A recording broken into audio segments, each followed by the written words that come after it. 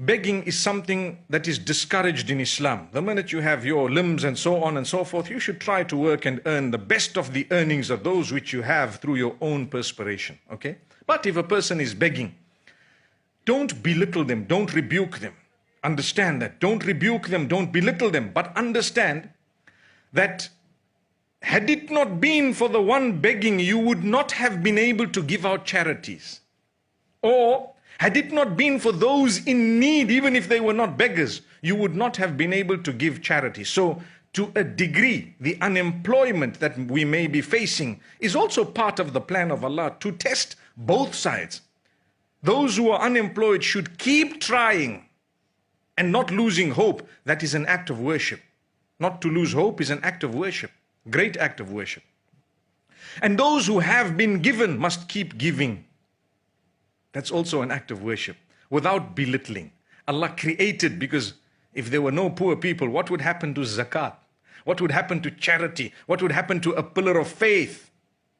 So that is an amazing example, that of a person who begs. Allah put them there in order for us to have this holistic idea of the world. We would be able to be charitable. We will reach out. We will respect them and honor them. I give you the second example. The cleaners on the street and those who have menial jobs, right? You come out in your suit, in your vehicle, and you feel arrogant about yourself, or should I say proud in the wrong way, and you drive down and you look at these people and belittle them. I promise you, it is part of Allah's plan. Had they all been just like you, who would have cleaned the streets? Thank you. Right? Who would have cleaned the streets? If I look at you and you look at me and someone says, would you come to my house please to clean my toilets? I'll give you $10. Are you crazy? Are you okay in your mind? You know? Are you fine? You're telling me I must come to your house to clean the loos. But there are others who will come to you and say, please, can I come to your house to clean the toilets? Give me $10. Do you agree? That's Allah's plan. They will come to you. There are some people, because for them, they're looking for any employment. They're looking for food. So is it not part of the beauty of Allah's creation that He's made us diverse? Acknowledge it and respect it. And appreciate where He put you. Your field. It's not all about being the richest in money terms. It is about being the richest in contentment terms.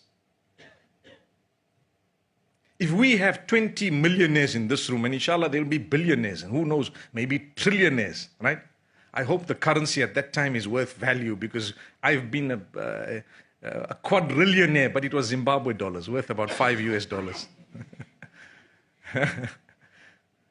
But still, if we all have real terms, millionaires in the room, trust me, it's no longer about the competition.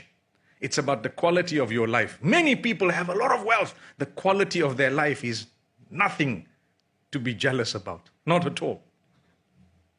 May Allah Almighty bless you all. I've really enjoyed my few days that I've spent in this beautiful country. I've spoken to many of the student leaders across some of the islands that we have visited. And mashallah, I see the future, inshallah, bi-idhnil wahid al-ahad, by the will of Allah, bright. There are beautiful faces beaming, and at times as a father, and